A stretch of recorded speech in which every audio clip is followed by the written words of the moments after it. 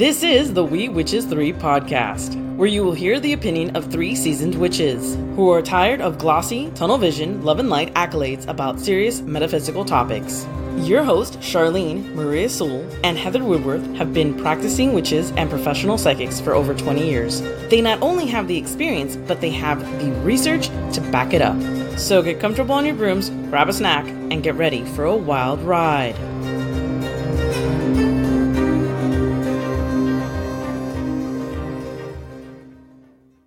We are here today with Gregory Aahid Possman. He's a psychic trance channel teacher and spiritual advisor. And we're going to be talking today about his gifts, what the difference is between trance mediumship and trance channeling, and lots of other things. So how are you doing today? Excellent. It's a pleasure to be here. Good. So first off, we just want you to tell us a little bit about yourself and how you got into this and your background story, basically. Well, back in 1990, I was about as miserable as a human being could be. I was very unhappy. I should have been happy by all counts. I had a family and I had a successful business, which promptly became unsuccessful. And I realized that God had something it wanted me to do that I wasn't doing. And I really wanted to know what that was because I was so unhappy and I had a ton of responsibility. I was running a business and I was responsible for far too much in my life. My ex-wife said that she would have taken me to the hospital because I was probably having a nervous breakdown, but I would not have stayed. And so in that search for what I was supposed to do that would make me happy, fulfill my soul, which I think is what we're here for, I started searching anything and everything spiritual that I could. I was a skeptic and I had no idea what channeling was. And had you explained it to me, I would have said that's probably a lot of hogwash or nonsense or some other appropriate word. And so that's how my journey began. And what I've come to learn since then is that we usually have some sort of spiritual awakening, which can be a really challenging experience in our lives. And that's what mine turned into. So it was, I'm going to say, 2 years of dark night of the soul. And then the whole thing started to make sense and everything turned around and it was a whole different experience. That sounds like a really difficult journey. It was not easy, but I'm grateful for it. It taught me to make lemons out of lemonade, and it taught me, the main thing it taught me was gratitude. Gratitude for who we are and what we have and for our planet and the role that we play in it. It also taught me the aspect of connectedness and the fact that we are all connected, whether we like it or not. And it brought me into where I am today, which is a very happy place in my life. So I'm very grateful and I feel very lucky. So that's but that's how it began. And I started in 1991 and I went to a couple of channelings. I was looking at astrology and numerology and tarot cards and anything and everything I could find.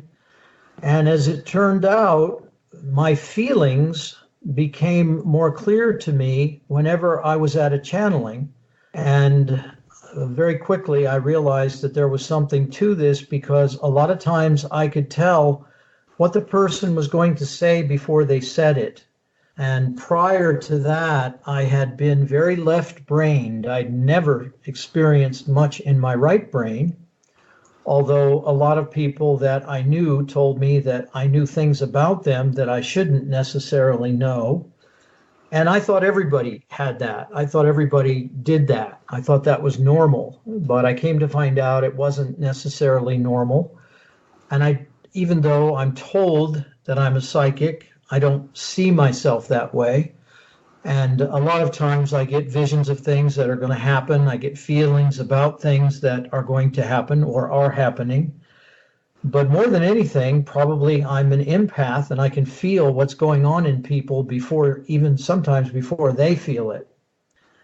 And that can be a burden. That can be a responsibility that one doesn't really enjoy having until one learns how to manage it. And I think that's true of all spiritual gifts. They can be a blessing or they can be a curse depending on one's situation. But as we mature and as we grow, we learn how to keep it a blessing and minimize the curse side, so to speak.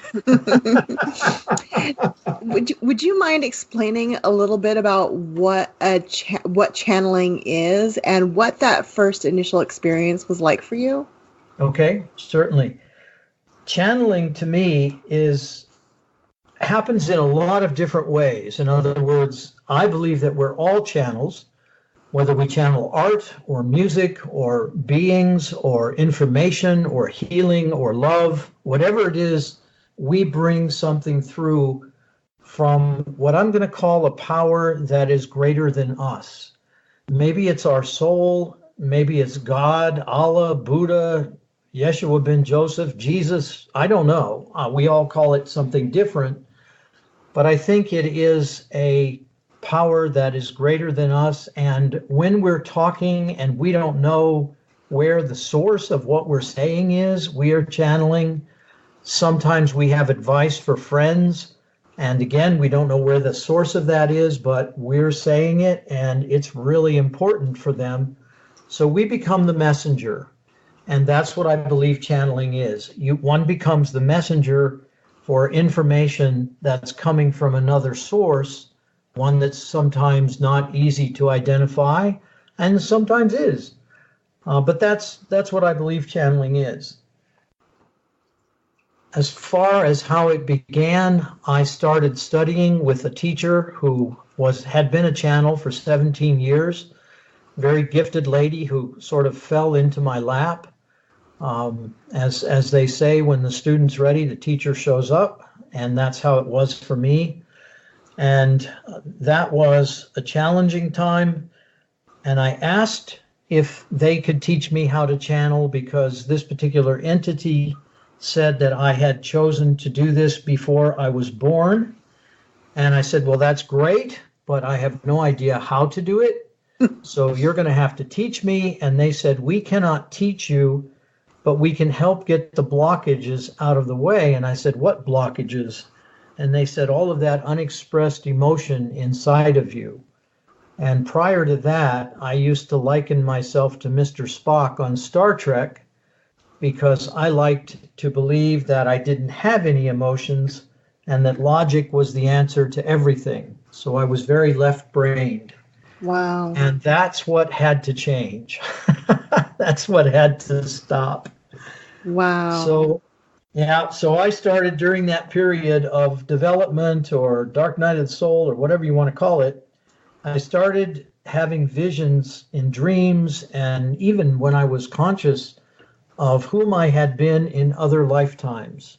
And believe me, it was not pretty.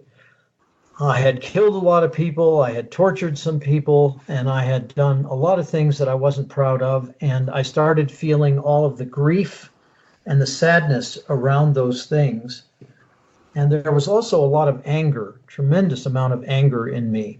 And so I spent a lot of time out in the forest beating on dead sticks, dead branches with around dead trees and screaming. I would go into the ocean and swim. At that time, I lived in Florida, and I would go dive into the ocean and scream underwater. Did a lot of release work. I learned how to use a couch, a pillow, a sofa, whatever. And the main key in all of this is not to hurt oneself. In other words, to release the emotions in a safe way without harming yourself or anyone else. And that's basically how I got to a point where the first time I did it, I think I heard about 3 sentences in my head. I was in a meditation with 3 other women, and I started to see this blue energy in my head, which I had never seen before.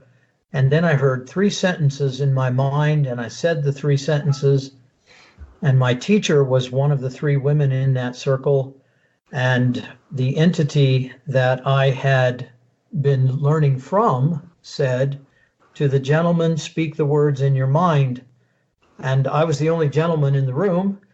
And so I figured, well, he's talking to me. So I said out loud what I heard in my head. And that was the first time I did it. And that would have been back in 1991. It only took me 2 years to believe that I was actually doing it. So one could say I was an overnight success. I think 2 years is pretty fast. I think so too. It was so quick. It went by like a snap. What I want to say to the people out there, to the listeners, is this: trust yourself. It's so difficult to trust ourselves in a world where we want to belong and we want to look good. And well, that was my feeling anyway. I can't speak for anyone else, but we need to trust ourselves. That's critical when it comes to our spiritual gifts.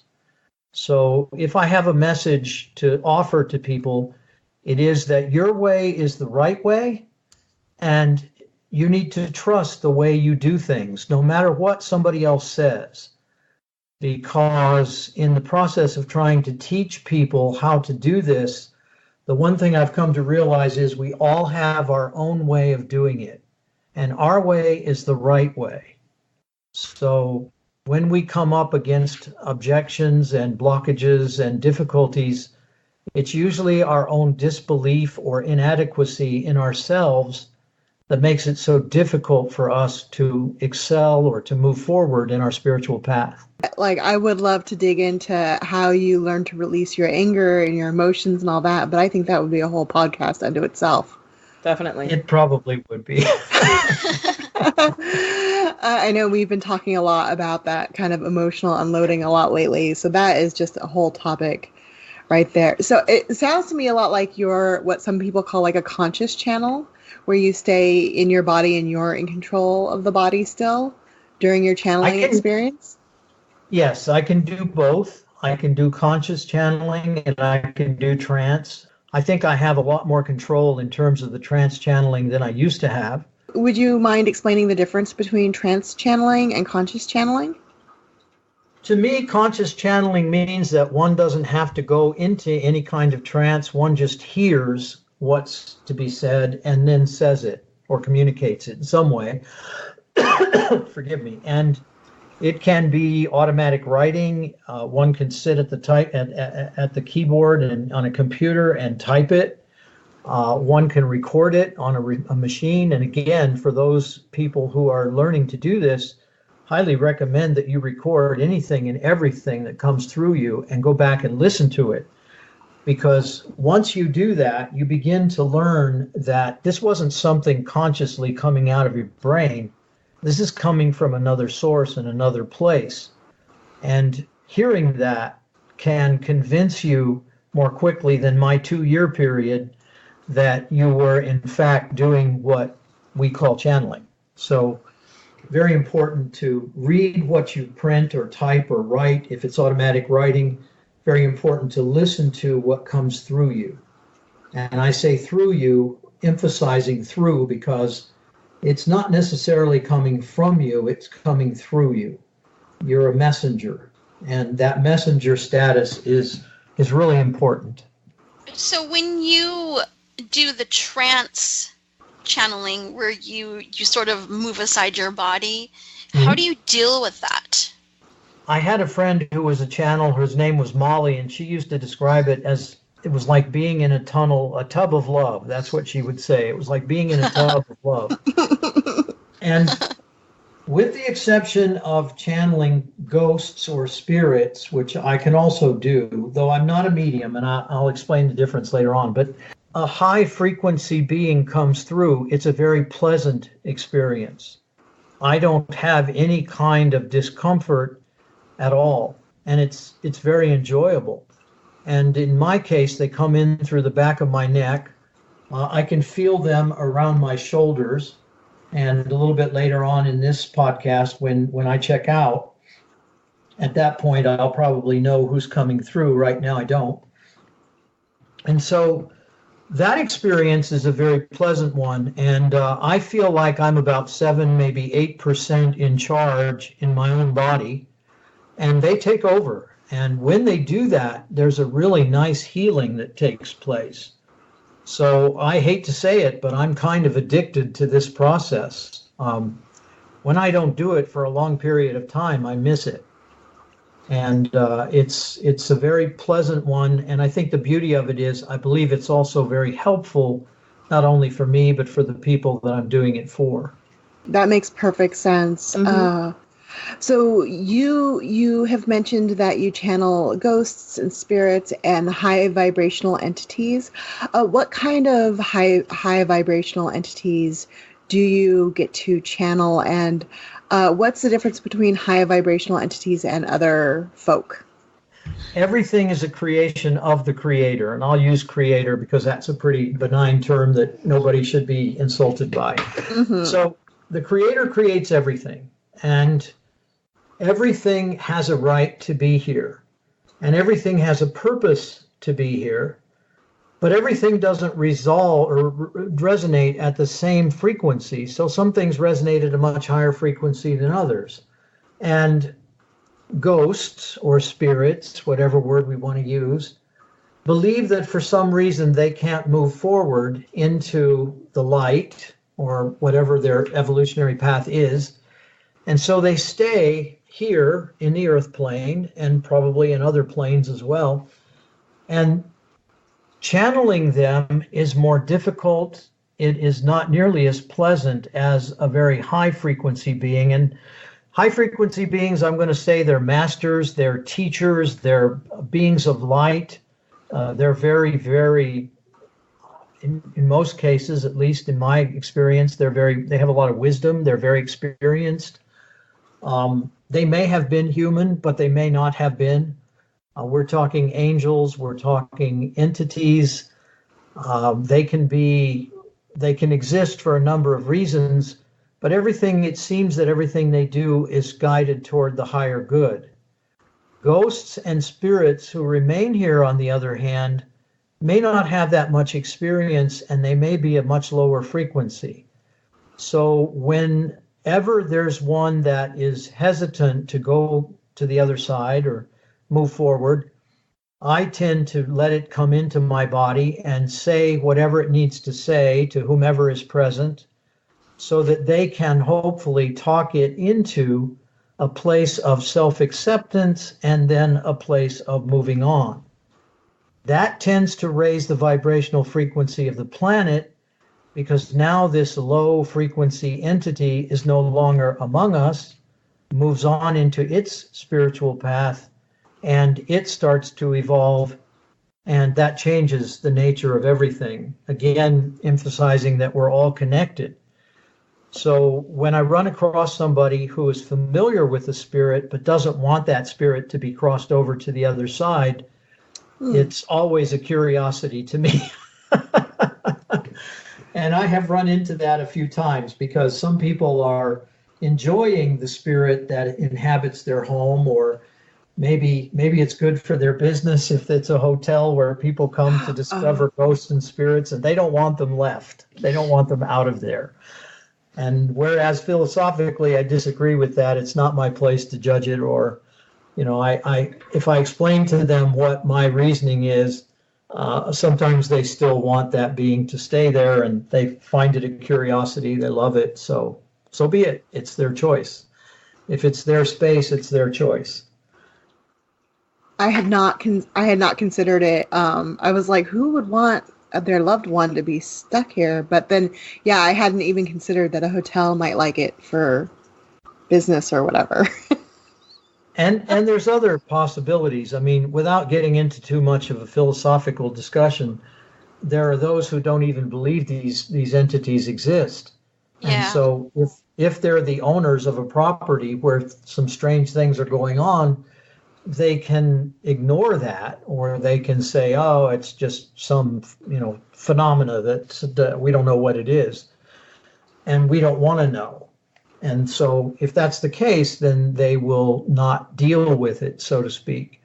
They wouldn't have a person like me come in. But when it gets dramatic enough, or frightening enough, or unpleasant enough, then it's time to call somebody in who can do something about it. And that's when people like My sister, who's a medium, and she gets lots more information about them than I do.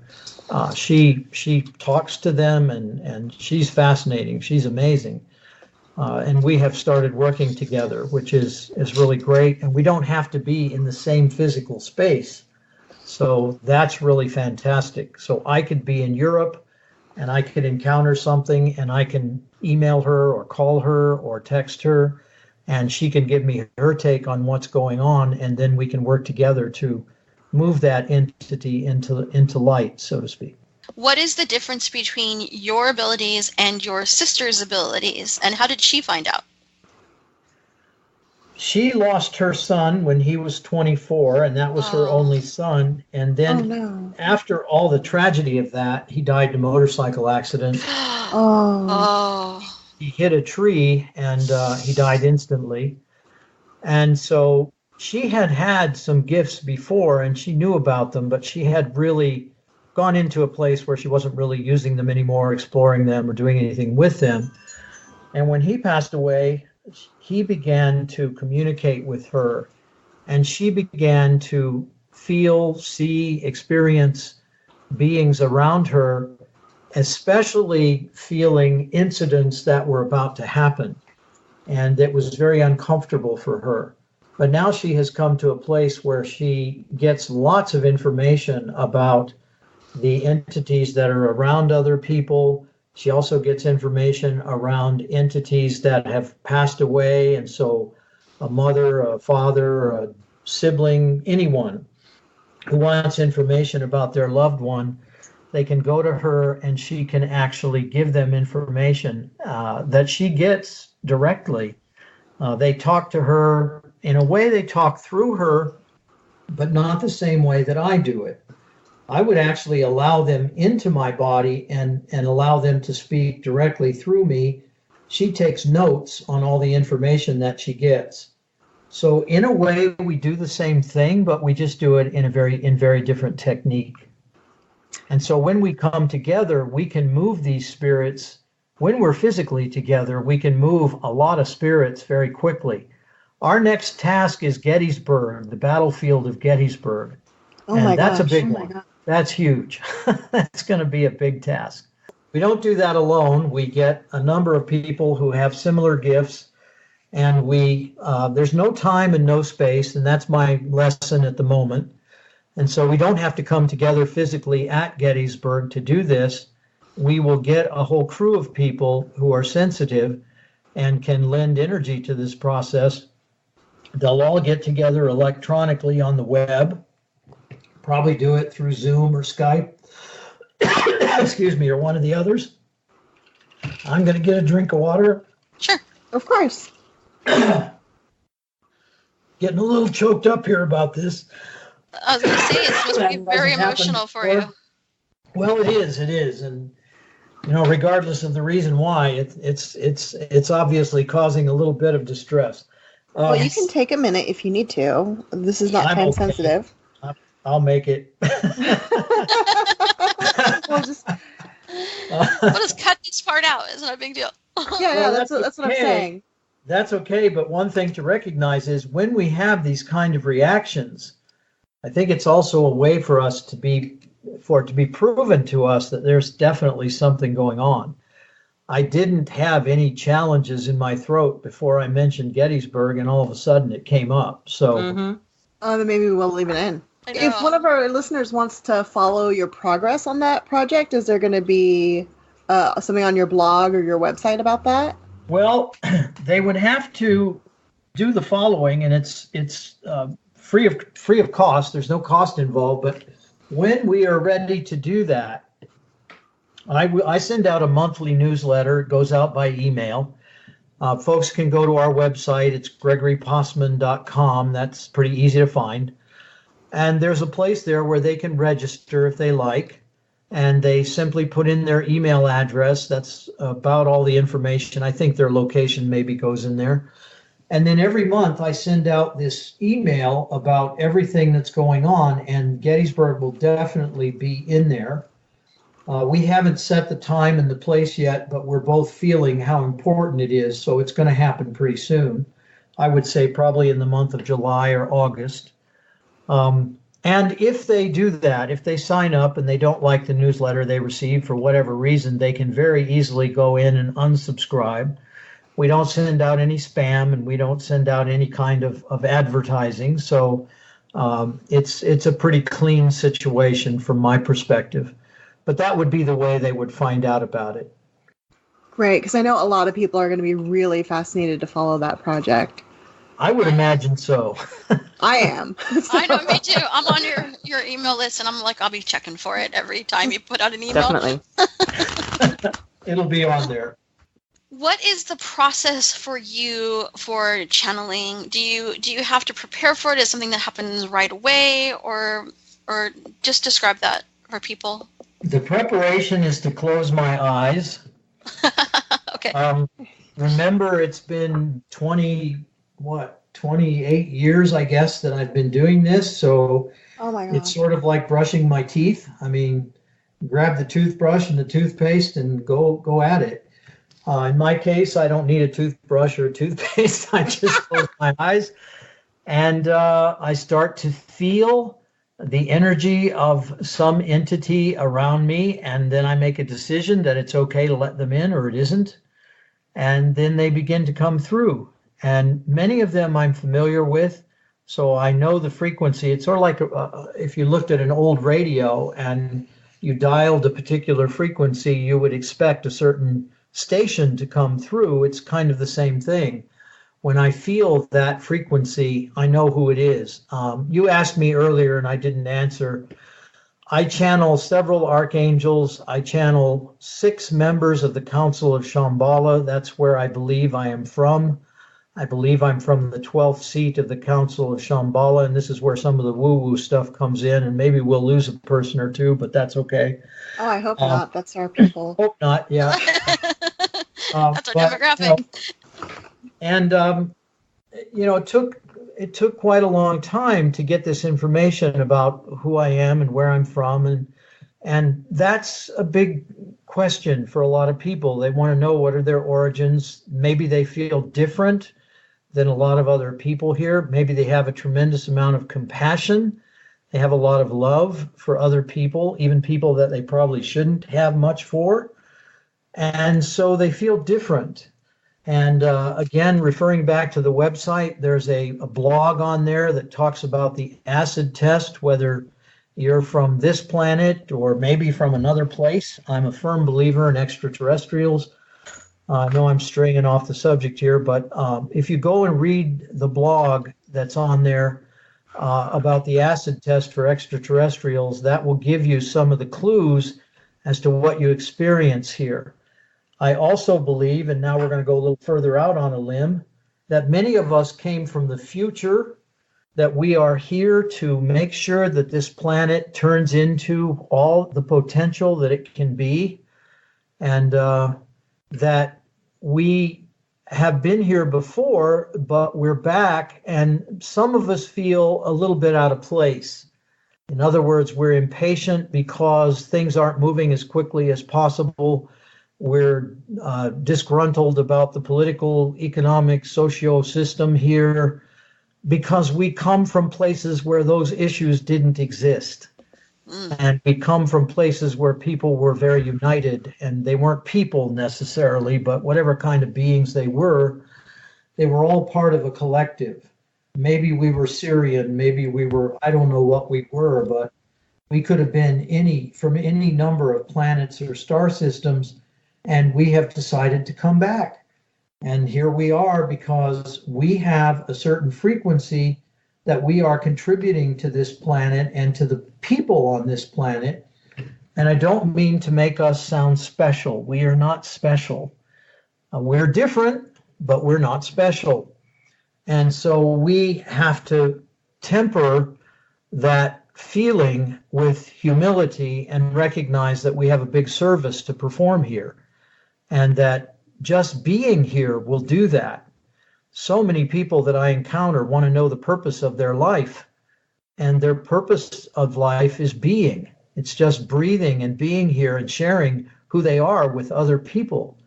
And they don't have to go out there and do miracles. They don't have to go out there and They can be plumbers, electricians, teachers, watchmakers, whatever they are is perfect. And that's tough. That's very difficult to accept the perfection of our existence, but it's a huge part of this spiritual path that I think we're all on.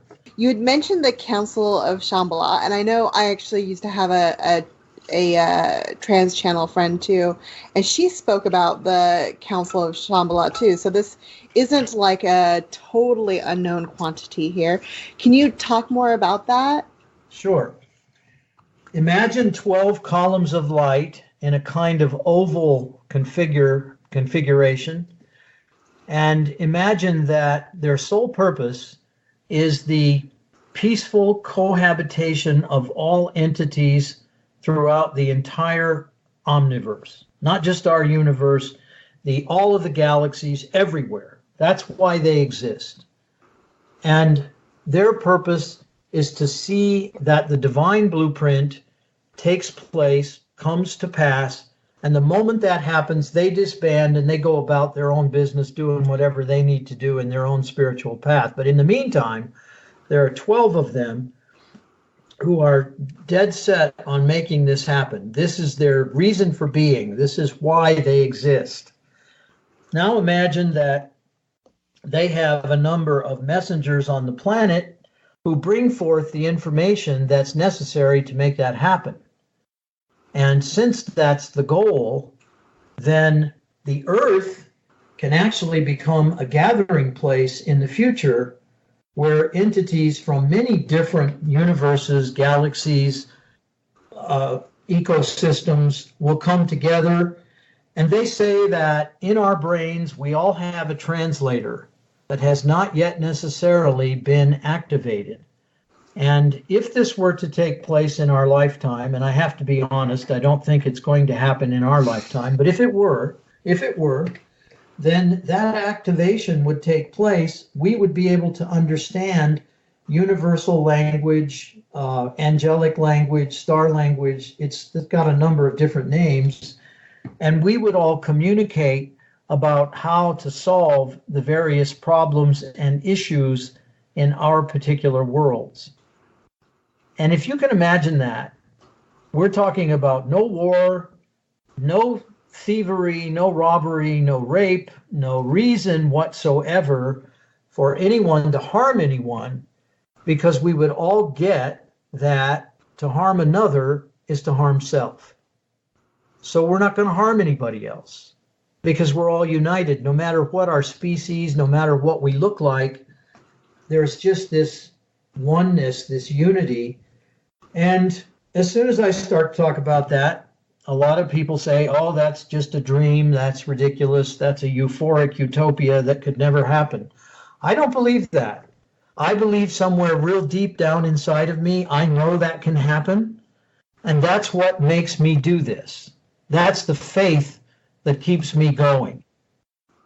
So that's who the Council of Shambhala is. And back in 1999, and this is going to sound like a commercial, I apologize up front, but in 99, I channeled a book called Future Vision.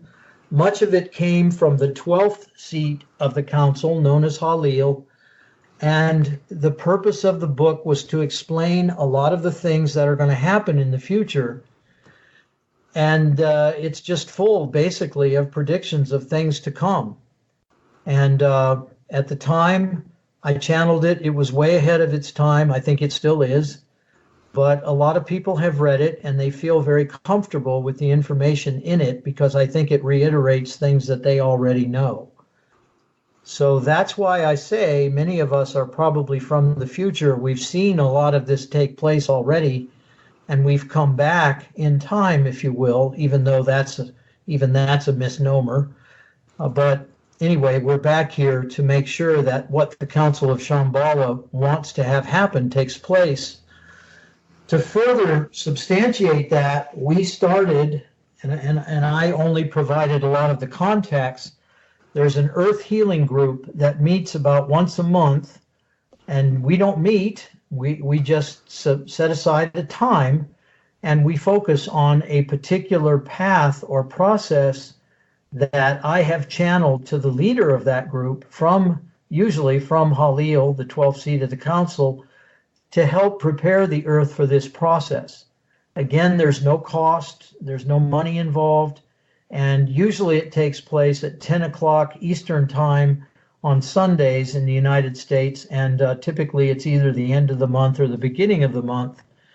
And again, that's something that anyone can join free of charge, and you simply look up the Earth Healing Group online, and you'll come up with a lady's name who is Karen, and Karen is in Denmark, and she and her husband Henrik actually lead this process. So it's a way to contribute your own energy to the process, and then they send out a newsletter each month, and they let people know what the purpose is. I will make sure that everything he talks about ends up in the show notes, so that way you can just click on the link when you go to this podcast. I will make sure to put your website and that blog post you were talking about, because that sounds very interesting. I know a lot of our listeners are going to want to read that blog post, and I will find this information and put that up there too. Well, and I actually read that blog post a couple days ago, and it is really, really interesting. There were a lot of the acid test that he referred to was really fascinating to read, and I was like, I've heard of a lot of this stuff like coming out of people's mouths. So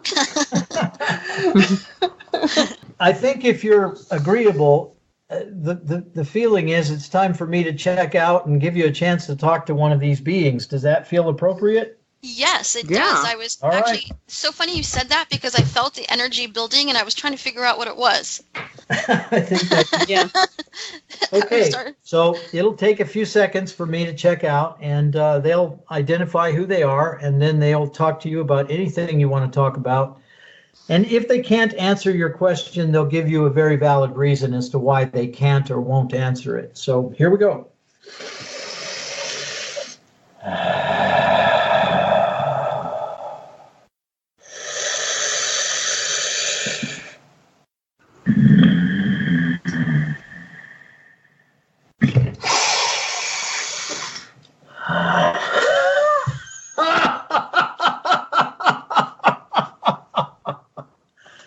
Greetings. We are the one who is called the Archangel Michael. Some call us Michael. You can call us whatever you like.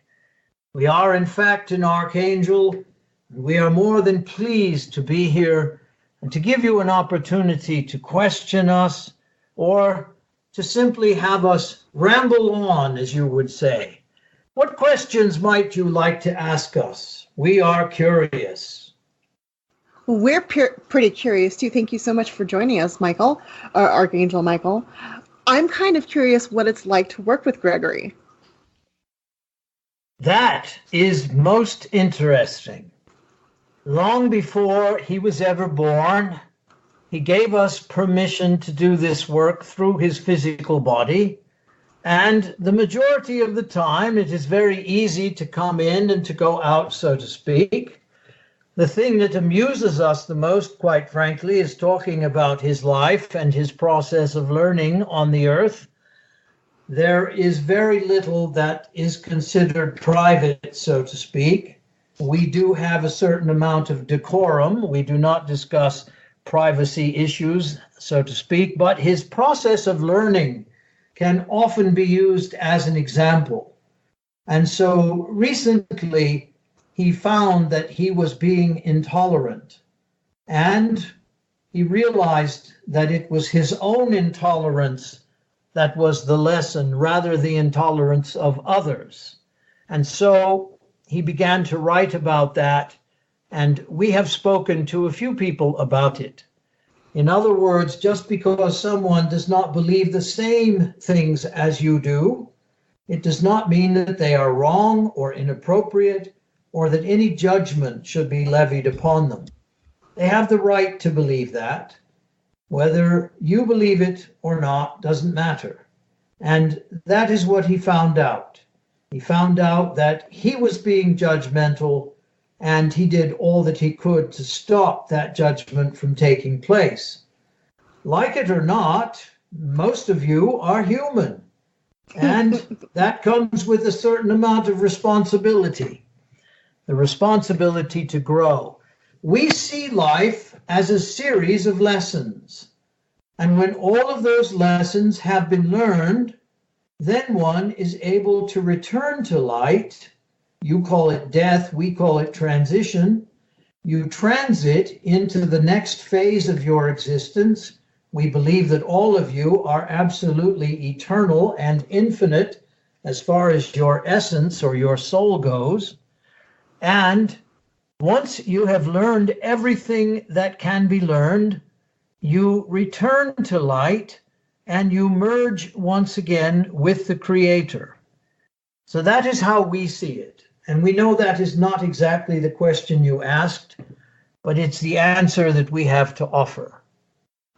Considering the climate of just politics right now and the change that is happening, and as we move into the divine feminine, what do you have to tell us as a race to help this transition and to make it easier for all of us?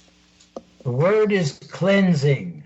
The planet needs cleansing. That is the reason the man talks so much about sending spirits into the light. Raising the frequency of your planet will ensure that your planet becomes the gathering place that was mentioned a while ago. And who better than to bring forth all of the shadow side, all of the darkness, than some of the politicians that have been elected on your planet? They are reminding you in some ways of what not to do, whom not to be, and what example not to follow. In other words, it is a process of awakening. And as much as you may dislike it or like it, it is perfect. It is indeed perfect.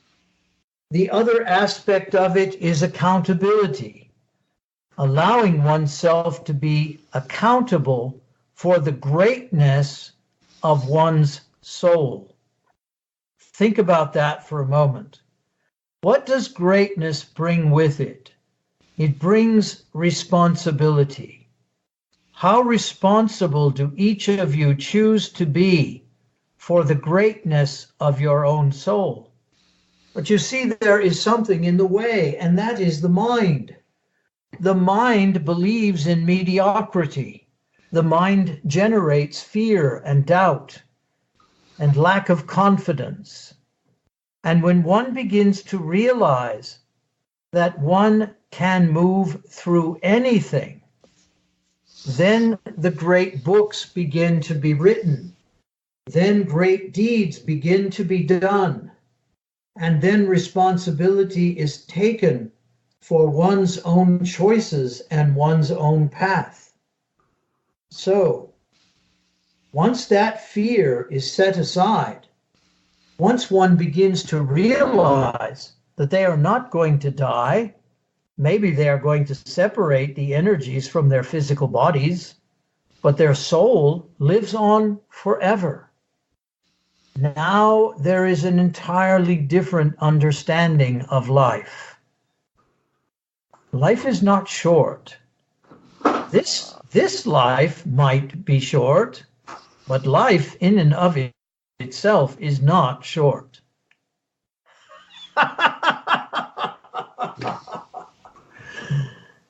You see, one of the things that you human beings do is you take yourselves too seriously.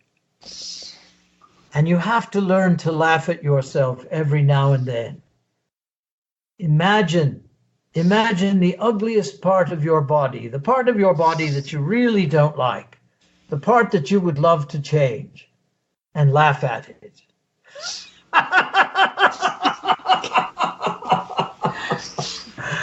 And all of a sudden, it is not such a serious issue, but rather it is perfect, and you can learn to love it. And you can learn to love yourself, which means you can then learn to love everything and everyone else around you. And is that not the key to happiness?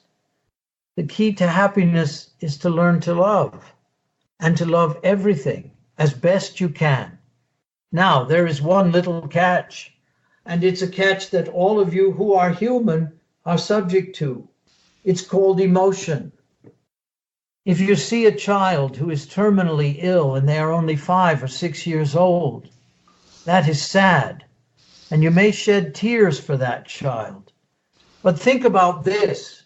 What if that child had very little to accomplish in this lifetime? What if they only had one lesson left, and they come into this life not only to learn that lesson, but to teach everyone around them that even though their life is terminal, their disease is overwhelming, they can still smile and they can still laugh and they can still be concerned with others and have compassion and joy. And then they pass on. And of course, their parents are sad and they miss them. But what is it that their parents remember? They remember their compassion. They remember their concern for those around them. And they remember the courage and the bravery with which they faced their situation. Because they're old souls. They've been around the block a time or two. And they know that they are about to merge once again with their ancestors, their guides, their teachers, their masters, the shining ones, the ancient ones, and most importantly, with the Creator. So, what is there to be so sad about? And yet, we're not asking you to deny your emotions. We're not asking you to control them. By all means, express them. They're important. They exist for a reason. And they too are teaching you lessons. What else do you desire to know? As an archangel, I assume that Earth isn't the only planet that you visit and humans aren't the only beings that you interact with. Is that a safe assumption? Very well put. We are what you might call omnipresent. We can be in all places at all times. And remember, there is no time and there is no space.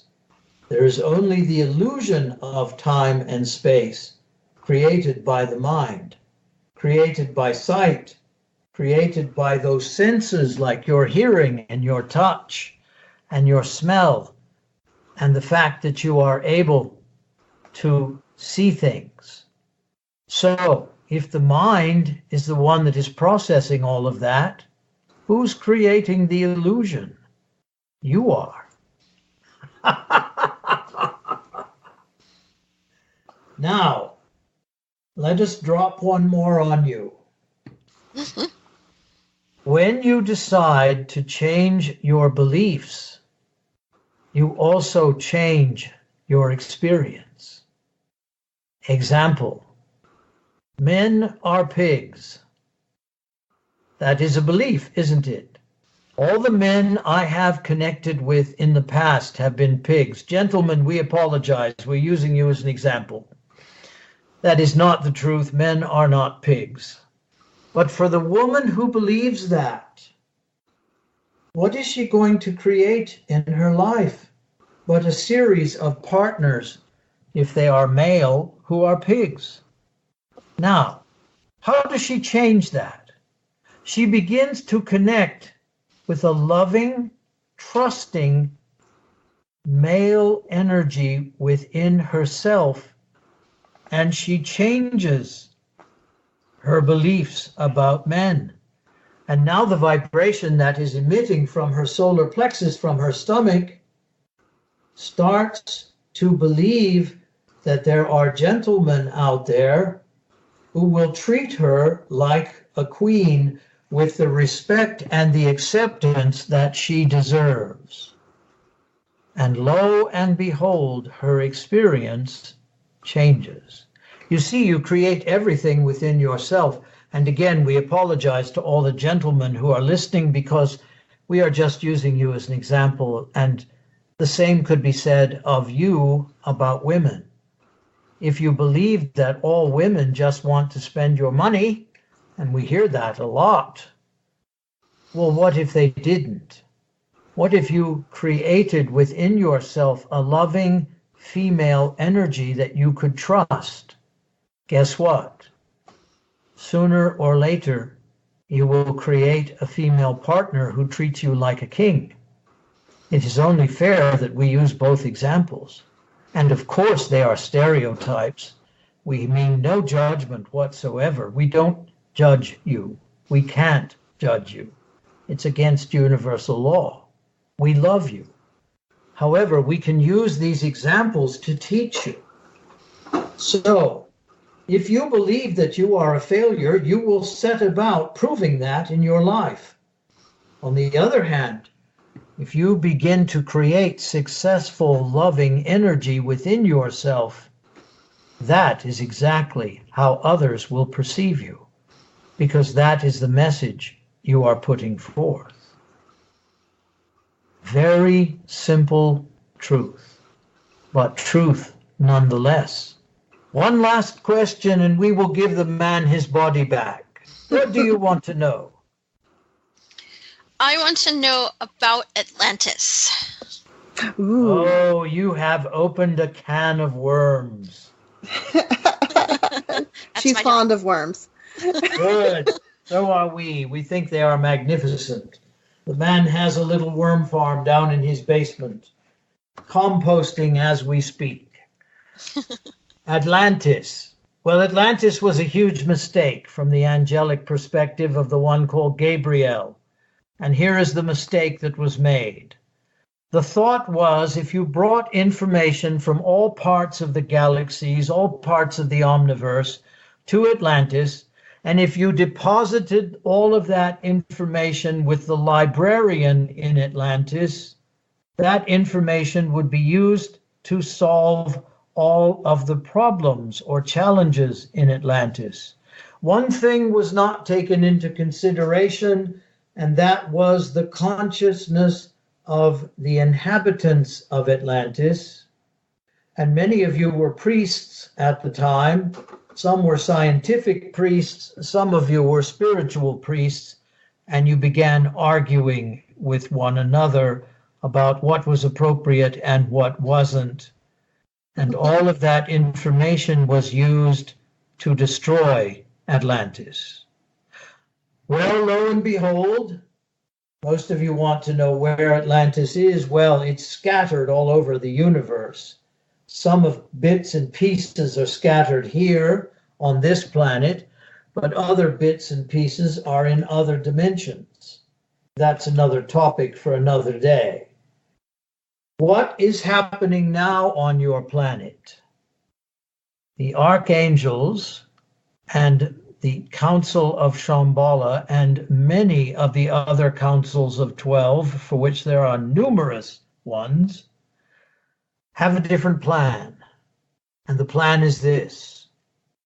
You take a number of beings, spiritual in nature, and you house them in human bodies, and you implant within them a considerable amount of love and compassion, and you place them on the planet Earth, and their frequency is very high, and so those frequencies begin to spread and to reproduce themselves throughout the planet. And then you create a number of little babies who come into the planet called crystal children.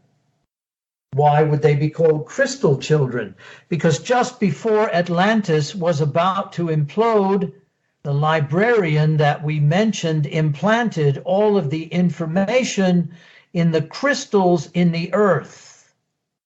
And some of them have not yet been revealed. But those crystal children who are being born now, guess what they will be able to do? They will have access to that information.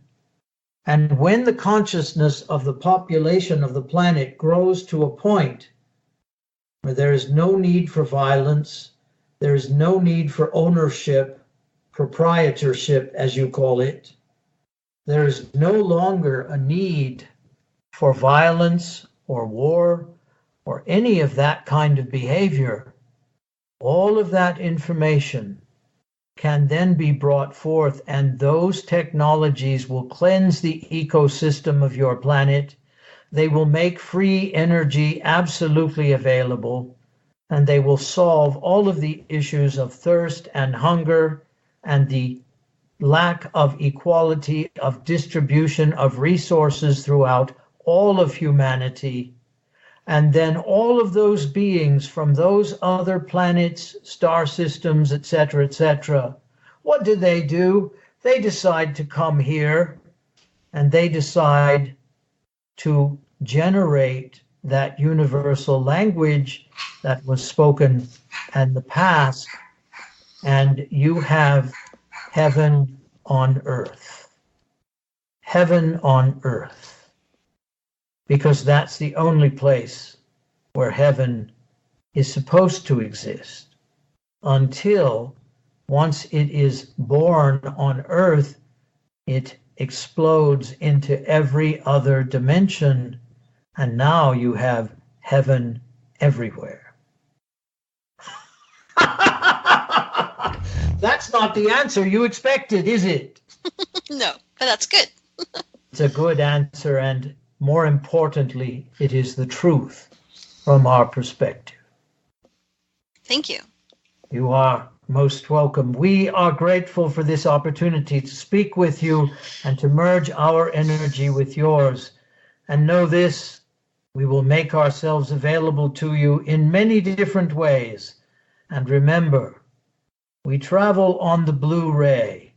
So when you are looking at the color blue, you might ask yourself in your mind if you're not looking at us, because we have the capability of appearing to you any way we wish.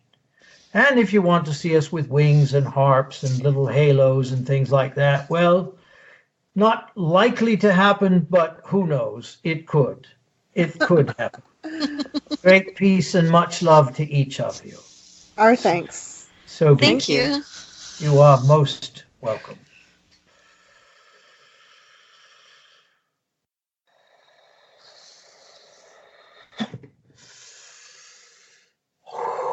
Welcome back. Welcome back to you. I would Thank say you. welcome back to you. Well, you got him all rathered up, so to speak. He was definitely in a state. And he was having a wonderful time. Oh, good. I can tell. Yes, indeed. So I want to ask you how you feel, but just from my perspective over here, there was a huge energy shift from when there's like a ramp up energy-wise, and I was like, what's going on? Because I could feel it in my solar plexus. I was like, something's about to happen. And then you said, okay, I'm ready to channel now. And then right at the end, I felt this dissipation of the energy. Like I could feel Archangel Michael going, okay, I'm done. And like he was starting to like wind down. And then the energy shifted again as soon as you came back. So it's kind of interesting because I could feel the process. And that experience is the way you know that something really happened. Yeah. Because when you experience something, I want to ask you a question. You remember the first kiss you ever had? You remember that? Ew. See, some of us remember it pleasantly, some of us don't. But the point is, we remember. Yes. We remember. Why do we remember? Because it was an experience. It wasn't a lecture. It wasn't a book we read. It was an experience that we had. Yeah. And that is why I say, trust your experience. Trust your intuition. Trust your inspiration. And when you can trust that, you know that something really happened. Did you feel anything, Charlene or Maria? Did you sense it or? I didn't really sense much, but then again, I'm not exactly physically Feeling good. Yeah. Yeah. Yeah, I didn't feel anything till the switch. Till the switch, you felt it? Yeah. Yeah, that was pretty tangible. You could, like it was like a pop almost, right? Like I don't know how to explain it, but it was like a pop of energy for me. It was more like a whoosh. For me. Oh, okay. Like when someone goes through revolving doors. Oh, that's an interesting way of putting it. We have 3 different experiences amongst 4 people. I was going to say. You kind of experienced it. Well, I cut myself out there, but we have 4 different experiences, and every one of those experiences was absolutely perfect.